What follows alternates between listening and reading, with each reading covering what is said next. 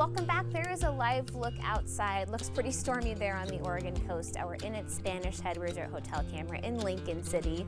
Thanks for watching Afternoon Live. It is National Eating Disorder Awareness Week, and our next guest joins us with important information to help us recognize and prevent these disorders. We welcome back registered dietitian and co-author of Reclaiming Body Trust, Dana Sturtevant. Thank you so much for being here with us today. Yeah, thanks for having me. So this is an important week because the numbers are really staggering that we know so many people really worldwide are suffering with some form of an eating disorder. Yes, that is true. And with the pandemic, we've seen increases in eating disorder behaviors. Hotlines that cover eating disorders have increases in calls. We have, increases in hospitalizations related to eating disorders. So I think because eating disorders are often glamorized in the media, and we have very a lot of misunderstandings about eating disorders that many people don't realize that they actually may be suffering. Absolutely, and there are really young kids too that are reporting issues with this type of thing as well. I mean, I was seeing some data for like 9 and 10-year-olds. Yeah, 9 and 10, That's as staggering. young as 9 and 10, more food and body concerns. Yeah.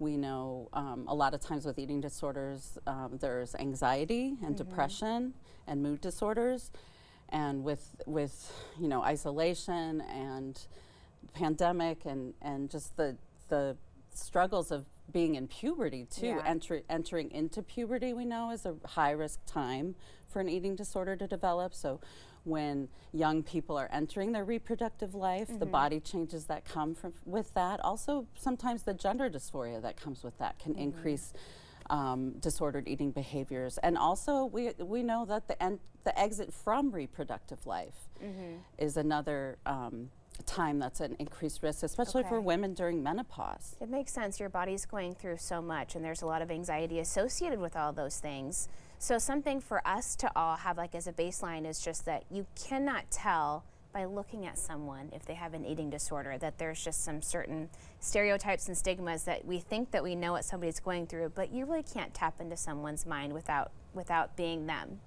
Correct. We think of thin white women as the ones that have eating disorders, but we know eating disorders affect people of every race, ethnicity, gender, age, ability level, income level. We know that people who live with food scarcity are more likely to exhibit disordered eating behaviors later in life. Okay. And so, yes, we cannot know by looking at someone if they have an eating disorder, and we also cannot know by looking at someone what kind of eating disorder they have. Which is kind of scary. I mean, there's so much weight attached to food itself and kind of our relationship with that there are lots of different ways that people can have complicated relationships with certain types of eating disorders. Yes, the culture itself has a pretty disordered relationship with food. And the way, as a dietitian, I'm just really astounded at this rigid and perfectionistic way people talk about food and eating. And if we think we have to get it perfect, we're likely going to have really rigid ideas of right and wrong and good and bad, which then increases the preoccupation with perfecting it. Right. So something like dieting, thinking I'm going on a diet, even at a really young age, that can set you up for a challenging eating disorder later in your life? Yes, as an eating disorder specialist, we see that the pursuit of weight loss under the guise of health vis-a-vis dieting or food restriction really increases the risk of eating disorders, and we cannot prescribe for one set of the population the very behaviors that we diagnose as eating disorders and another one. So we cannot tell people with eating disorders stop weighing yourself while we tell people who are on the higher end of the weight spectrum to weigh yourself daily.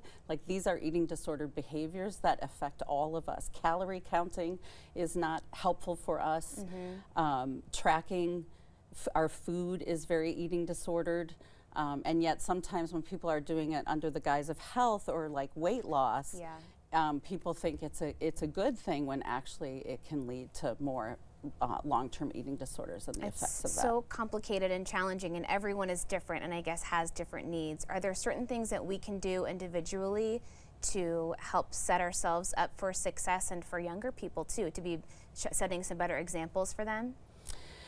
Yes, I mean, one thing we talk about is to reduce body checking behaviors. We all have some ways of checking our bodies, but you know, parents to reduce the body checking that they're doing around their children. Can you explain more about what that term means? Because that was something that was newer to me. I didn't know what body checking meant until recently. Yeah, so when we think of body checking, we're talking about staring at your body naked in a mirror for long periods of time, feeling for your bones, feeling for your rolls, weighing yourself regularly, measuring, using measuring tape. People will compare them pictures from earlier to younger, or just even walking into a room and comparing and despairing about your body. These are all ways we're kind of monitoring or checking our bodies, and so that's one thing that can really help in the long run, is to reduce those behaviors and reduce that modeling. The other thing I recommend is that we trust people's bodies to sort out their weight. That we cannot, you know, some BMI chart developed by a mathematician in the 19th century knows nothing about my body today. But we can trust people's bodies that they have a way of regulating their weight, and if we focus on having a healthy relationship with food in our bodies, we can trust that people's bodies will fall where they fall. That's a great way to think about it too. Just simplify the process and know yourself and what you need most. Yes. Thank you so much for joining us today. It was great chatting with you. Thank you. The book again is Reclaiming Body Trust, and we'll have more information on our website at katu.com. We'll be right back with more Afternoon Live right after this.